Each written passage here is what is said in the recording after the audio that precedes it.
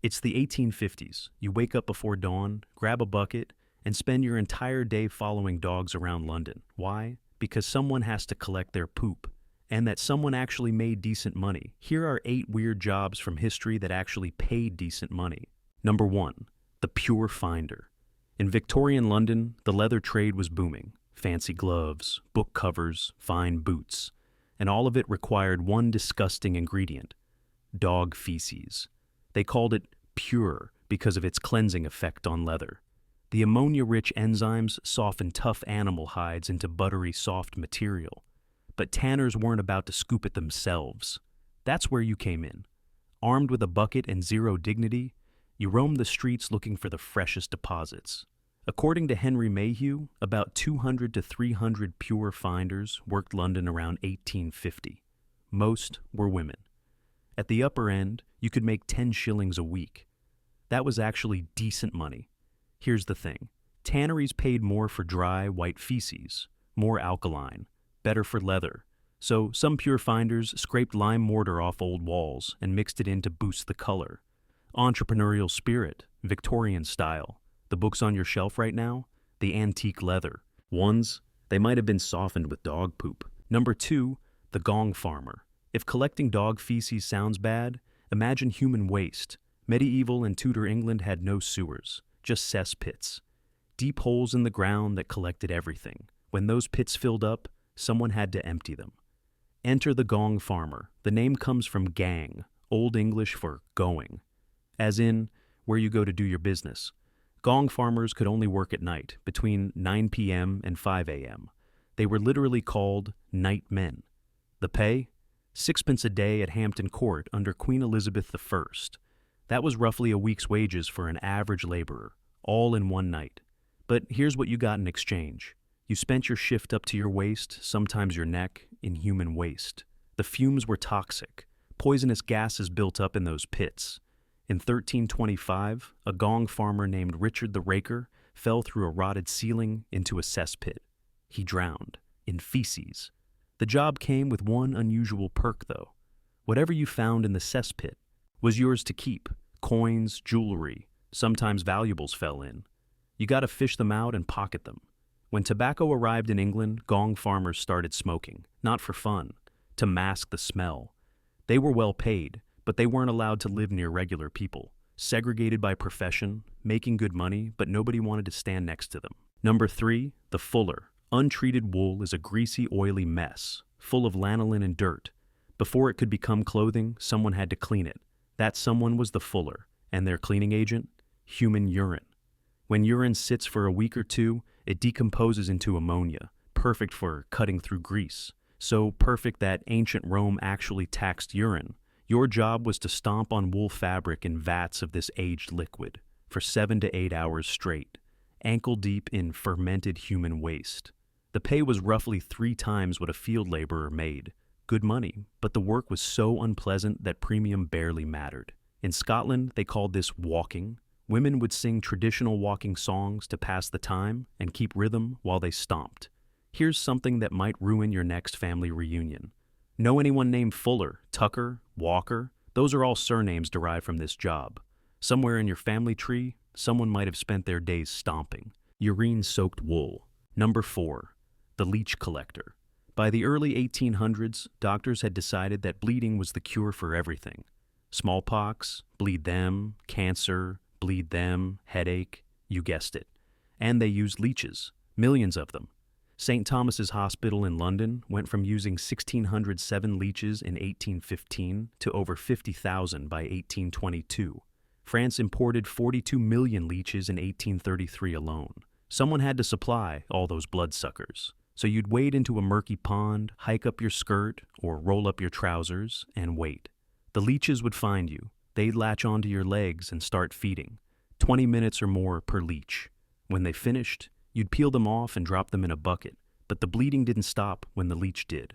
Those wounds could bleed for another 10 hours. Leech collectors weren't well paid.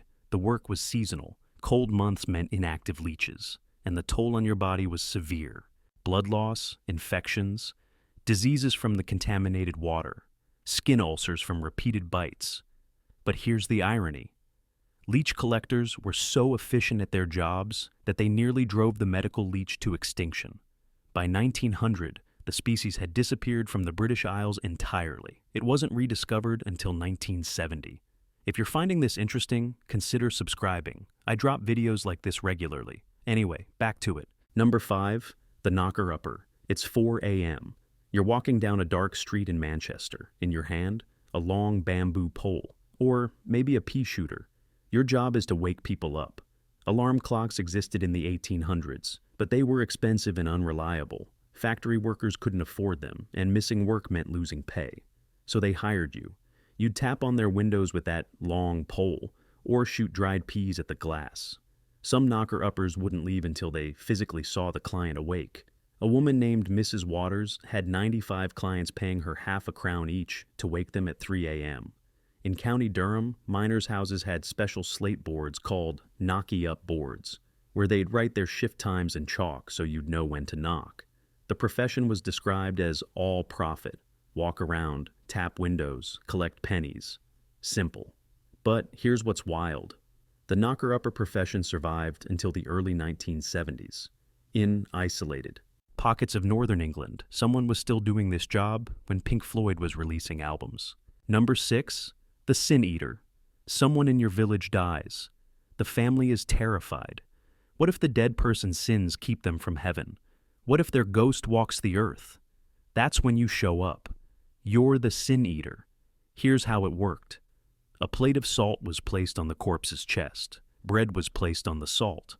You'd stand over the body, mutter an incantation, and eat that bread. By eating it, you absorb the dead person's sins into your own soul. The family's loved one could now pass peacefully into the afterlife. You got 6 pence in a meal, that's it. A few dollars maybe. But the cost wasn't financial, it was social. People avoided sin eaters like they were contaminated. You lived alone, on the outskirts of town. Nobody would talk to you, nobody would touch you. You were walking around with everyone's sins inside you. Most sin eaters were beggars, alcoholics, people desperate enough to take any work. But here's the strange twist. The last known sin eater, Richard Munslow of Shropshire, died in 1906, and he wasn't poor. He was a wealthy farmer from an established family. He'd lost 3 children to scarlet fever in a single week in 1870. Something about that grief made him revive the practice. Quick reminder, if you're enjoying this, subscribing really helps out. Now, where were we? Number 7, the whipping boy. The year is 1550. You're a child. You live in a palace. You eat well. You wear fine clothes. You have tutors. And whenever the prince misbehaves, you get beaten. That's the legend of the whipping boy. See, kings were appointed by God, divine right. That meant no commoner could lay hands on a prince. But princes still needed discipline. The solution? Raise another boy alongside the prince as his close companion. They'd become friends. And when the prince acted up, the whipping boy took the punishment. The theory was that watching your friends suffer would be enough to deter bad behavior. Barnaby Fitzpatrick supposedly served as whipping boy to Edward VI. William Murray allegedly took beatings for Charles I. But here's where it gets interesting. Many historians now think the whole thing is a myth. Charles Skidmore, Edward VI's biographer, says there's no primary evidence whipping boys ever existed. The earliest stories trace back to a 1605 play by Samuel Rowley, written right after King James published his tracts on divine right. It might all be literary fiction that got repeated so many times people assumed it was real. If it was real, the compensation was significant. Land grants, titles, close access to power. If it wasn't, then it's the greatest historical prank ever pulled. Number 8, the petardier. Your job is to run at a castle gate. You're carrying a bomb. The bomb weighs about 7 pounds and is filled with gunpowder. It could explode at any second. Meanwhile, everyone on the castle walls is shooting at you. If you make it to the gate, you have to attach the bomb, light the fuse, and run. If you're fast enough, the explosion blows open the gate and your army storms through. If you're not fast enough, you get blown up. The word petard comes from the French Peter, which means to fart. So a petard is essentially a fart bomb. Shakespeare wrote about this in Hamlet. Hoist with his own petard. It means being blown up by your own bomb. getting destroyed by your own scheme. For petardiers, this was often literal. Petards first appeared in France around 1579, and teams of about 7 men would work together on these missions. The job required speed, precision, and an almost suicidal disregard for personal safety.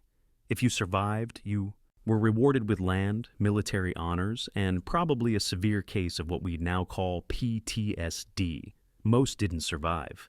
The phrase "hoist by his own petard" has lasted 400 years. The petardiers themselves rarely lasted more than a few missions. So, there you have it. 8 jobs that paid well enough that people actually did them. Collecting dog feces for leather, cleaning human waste from cesspits, stomping wool and urine, getting drained by leeches, waking strangers at 3 a.m., eating sins off corpses, taking beatings for royalty, running at castles with bombs. The next time you complain about your job, just remember, at least you're not a Gong Farmer. Thanks for watching. If you enjoyed this, subscribe and hit the bell so you don't miss the next one. See you.